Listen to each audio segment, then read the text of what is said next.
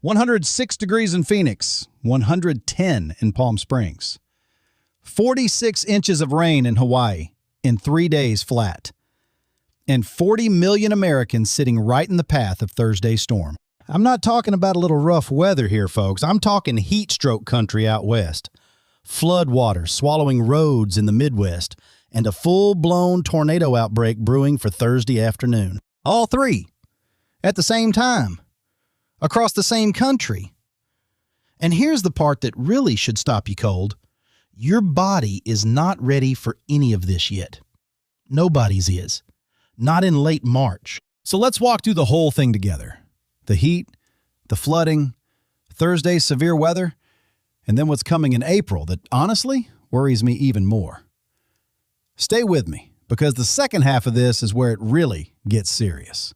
Let's start with the heat, because what's happening out west right now is something most of us have flat out never seen before. Not in March. Not even close. And I want you to understand exactly why it hit so much harder this time of year. Phoenix hit 107 degrees this week. That is not a typo. That is not a summer forecast accidentally posted early.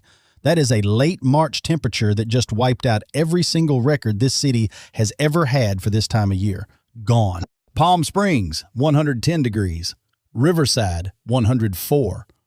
Tucson, 102. Even Denver, setting up at over a mile above sea level, hit 87 degrees. Denver in March. The records out there aren't just broken, they're in pieces. Now here's what most folks don't stop to think about, and this is genuinely the part that gets people into serious trouble. It is not just that it's hot. It's that your body has been in winter mode for 5 solid months. You haven't built up any heat tolerance at all yet. Your blood, your circulation, your whole cooling system, none of it is primed for 105-degree heat in late March. That right there is why heat stroke comes on so fast this time of year. And look, if you're over 50, over 60, over 70, I am talking directly to you right now, not around you. Your body's internal thermostat just doesn't regulate the way it used to. That is not a criticism. That is just how the human body works. You could be sitting in your living room, windows open, ceiling fan running, feeling like you're doing just fine and already be heading toward heat stroke without knowing it. That's what makes this so sneaky and so dangerous. Here's what to watch for. Sudden dizziness, a heart that's racing, and skin that feels hot and flushed, but completely dry, no sweat. That right there is heat stroke. Not heat exhaustion, heat stroke. The one that can kill within an hour. Call 911. Don't wait. If you don't have air conditioning at home, please get yourself somewhere cool. A library, a shopping mall, a neighbor's place. Between 10 in the morning and 5 in the afternoon. That is the danger window every day this week. Drink water. Not coffee, not sweet tea, not a soda, water. And drink it before you feel thirsty, because by the time thirst kicks in out there, you're already dehydrated. That's not an exaggeration. That's just how it works. Now, beyond the heat itself, there's a second problem quietly building out west that not enough people are talking about. And I'll be straight with you. It has the potential to be just as damaging as the heat itself. Remember Oroville Dam? The one that nearly let go back in 2017 and sent 180,000 people fleeing overnight with nothing but the clothes on their backs? Right now, the Sierra Nevada snowpack is melting faster than the entire dam and drainage system out there was ever built to handle. State engineers are watching that situation around the clock as we speak. If you live downstream in the Central Valley, this is not the week to tune out the news. Slow-moving threats like this are the ones that catch people flat-footed. All right, now let's cross over to the other side of the country, because while the West is running record heat, the Midwest just got walloped by something that a lot of folks are still digging out from. Blizzard Iona dropped more than 50 inches of snow across Michigan, Wisconsin, and Minnesota. Over 4 feet of snow, folks. That is not a dusting. And right now, all of it is melting at the same time. Rivers are rising. Low-lying roads are going underwater. And hundreds of thousands of homes are still sitting in the dark. 5 full days after that blizzard rolled through. 5 days, still no power, still no heat, in late March. And to make it worse, every single night temperatures drop back below freezing, which turns all that snow melt right back into black ice on roads and sidewalks by the time morning comes around. Detroit is sitting at 46 degrees, Minneapolis at 50, Milwaukee at 48. Cold, dark, icy, still in recovery mode. And these communities now have to deal with flooding on top of storm damage.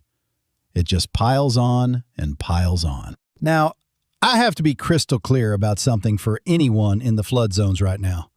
Do not drive through standing water. I don't care how shallow it looks. I don't care if you've driven through that road 100 times before. 6 inches of moving water is all it takes to knock a car sideways. 2 feet of water will float most vehicles off the pavement entirely. The road underneath may already be washed out and you'd never know it. Turn around. Every time.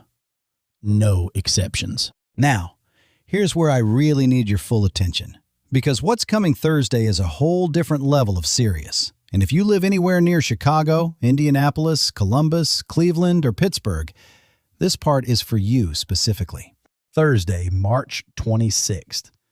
The Storm Prediction Center has a Level 2 severe weather risk covering Illinois, Indiana, Ohio, and southern Michigan, and it already carries what they call a significant severe weather flag. That significant flag is not routine. It means the forecasters are specifically concerned about hail larger than a baseball, 2+ inches across, and potentially damaging enough to punch right through a car roof. On top of that, destructive wind gust, a real, genuine tornado risk across a wide area.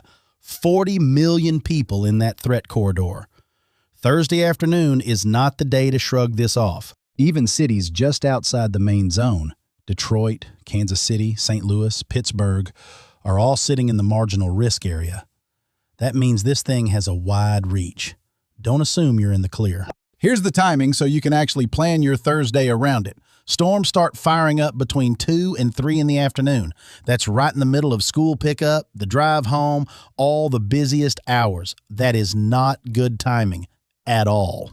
By 7 in the evening, you could have full supercell thunderstorms anywhere from Chicago to western Pennsylvania.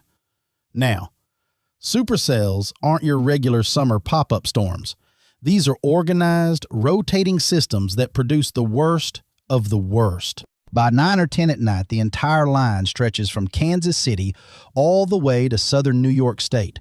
That's an 800-mile corridor of severe weather still active and moving south through the overnight hours into Friday morning. So here's what you do, and please do it tonight, not Thursday morning. Charge your phone. Charge your backup battery. Charge everything you've got, because a dead phone during a tornado warning is a genuinely dangerous situation. Figure out where your shelter spot is right now.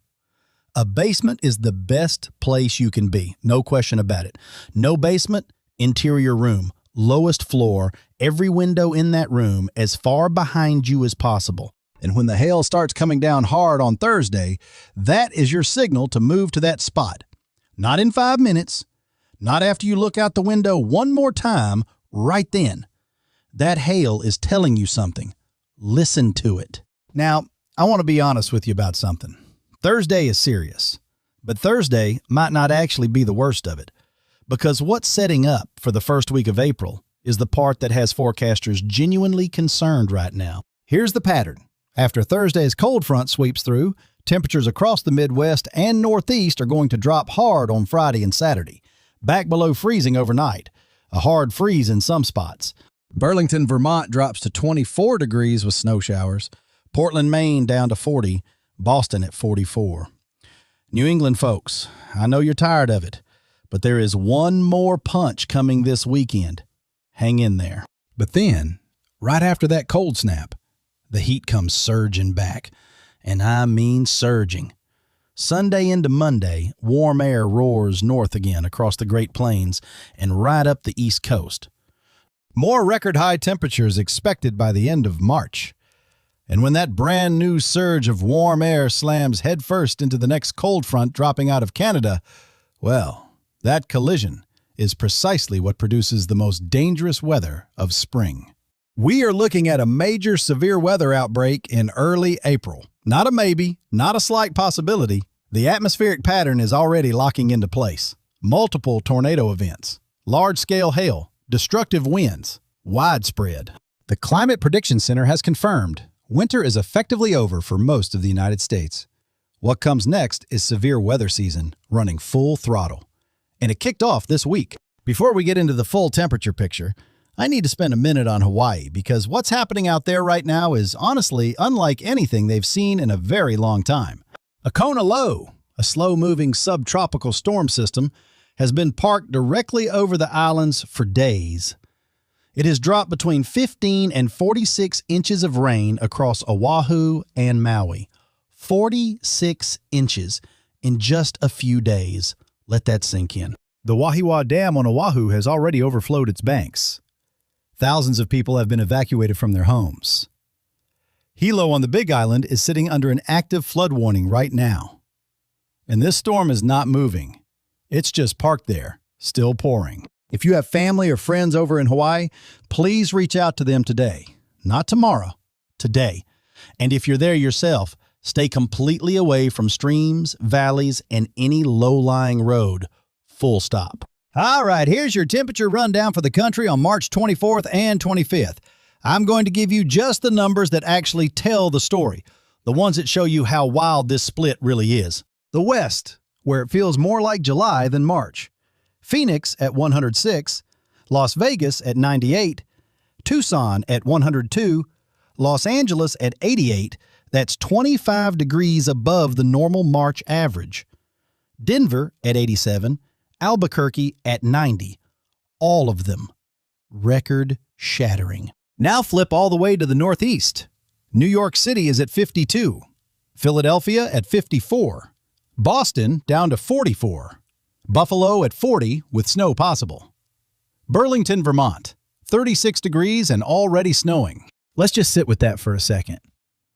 Phoenix at 106. Burlington at 36. That is a 70-degree temperature difference between two cities in the same country on the exact same day. The South and Southeast are warm and fairly comfortable. Atlanta at 74. Charlotte at 70, Nashville at 74, New Orleans at 82, Houston at 85, San Antonio at 92. That one's running a little hot even for Texas. In the storm zone, where Thursday's threat is already building, Chicago at 54 and climbing by Thursday, Indianapolis at 64, Columbus at 60, Cleveland at 54. That warmth ahead of the cold front is exactly the fuel that feeds severe weather. Florida is doing Florida things. Warm, humid, and stormy. Tampa at 85. Orlando at 86 with thunderstorms on the table. Miami at 84 with tropical showers likely. If you're headed to Florida this week, pack for both heat and rain. The Pacific Northwest is doing what it does best in March, raining. Seattle at 54, steady showers. Portland at 56, overcast all day. But here's something most people don't know. That storm system rolling through Washington and Oregon right now is the very same atmospheric energy that will drop south through the Rockies tomorrow night and spin up into Thursday's severe weather outbreak. It all connects. Weather doesn't happen in isolation. In Alaska, still completely locked in the deep freeze. Anchorage at 24 degrees, snowing. Fairbanks at 7 degrees, dropping to 12 below overnight, while Phoenix is at 106. On the same map, same Tuesday. All right, let's pull the whole week together into one clean timeline because I want you to be able to look at your calendar and know exactly what's coming, when it's coming, and what you need to have ready. Today through Wednesday, the heat dome holds firm out west. Phoenix and Palm Springs stay dangerously hot. The Pacific storm system crosses the Rocky Mountains overnight Wednesday. That crossing is what kicks Thursday's whole setup into gear. Thursday, March 26th. This is the big day. Severe weather outbreak. Illinois, Indiana, Ohio, southern Michigan. Storms begin firing at 2 p.m. Large hail, damaging winds, tornadoes likely. Northern Plains, wind gusts 30 to 45 miles per hour throughout the day. Friday and Saturday, the cold front sweeps through hard. Midwest and Northeast drop well below freezing overnight. Hard freeze possible. 28 degrees or colder in some spots. Snow showers return to New England. Slippery roads are back. Sunday, March 29th through Monday the 30th. The heat comes roaring back across the plains and the East Coast. More record highs expected before March is even over. And the severe weather machine starts loading up all over again. Early April. Hear me on this. A major severe weather pattern is locking in. Multiple rounds of tornadoes, widespread hail, destructive winds. This is setting up to be one of the most active severe weather stretches of the year. The heat, the cold, the storms, they're all feeding each other in a cycle that's running faster and harder than a typical spring. This is not a one-week problem. This is the opening chapter of what's shaping up to be a very serious season. Now, I want to spend a little time on the practical stuff. The things that actually matter for keeping you and yours safe. Because in my experience, it's not the big dramatic stuff that catches people off guard. It's the small things they didn't think to do. If you have a parent, a sibling, a neighbor, anyone over 65 who lives by themselves, please make it your business to check on them today. Not a text, a real phone call. Or better yet, ring the doorbell. Set up what I'd call a buddy check system. One call in the morning, one call in the evening. It sounds simple because it is simple. But this right here is what saves lives during heat events. Every year. And if you're in the heat zone yourself and you take blood pressure medication, water pills, or allergy medicine, please hear this. A lot of those drugs make heat significantly more dangerous. Call your doctor or your pharmacist this week, not next week, this week. For the folks out in the Midwest dealing with the power outages and flooding, if your electricity is out, please don't reach for the candles. Use a flashlight, battery-powered LED. Candles plus flood water plus the possibility of a gas leak is a catastrophe waiting to happen. And please, make sure you have a week's worth of your prescriptions on hand. I know a week sounds like a lot, but when roads flood, when bridges close, when the pharmacy down the street loses power, that 7-day supply becomes more valuable than just about anything else in your house. For the Thursday storm threat, one more time because it is genuinely worth saying twice. Charge everything tonight. Know your shelter spot. And when that hail comes down on Thursday afternoon, you move right then. Here's the thing about severe weather that I've seen play out over the years. The people who get hurt are almost never the ones who didn't know the storm was coming. They knew. They watched the news. They saw the warnings. They just didn't think it was going to be that bad. That's the gap. This one is that bad. Heat stroke in March because nobody was ready for July temperatures. Floodwater in living rooms from a 4-foot blizzard melting in a week. Baseball-sized hail dropping on 40 million people on a Thursday afternoon. All three of these things are happening right now. Not in some future forecast, not possible or maybe, right now, real, confirmed. And more is coming right behind it in April. So take the 5 minutes tonight, move the car into the garage before Thursday rolls around. Put the flashlight somewhere you can actually find it in the dark. Make the phone call to the person who lives alone. Pick up that extra week of medication at the pharmacy while the roads are clear. Have the conversation with your family about where you shelter on Thursday. None of this is dramatic. None of it takes long. But every single one of those things can make a real difference. 106 degrees and 36 degrees. Phoenix at record heat and Burlington buried under snow. Fire and ice. Same map, same day, same America. We have not seen a weather split like this in a long, long time. Stay sharp out there, folks. Watch the skies on Thursday. Check on the people around you. And know that the rest of this spring is going to keep us all paying very close attention to the weather. Take care of each other.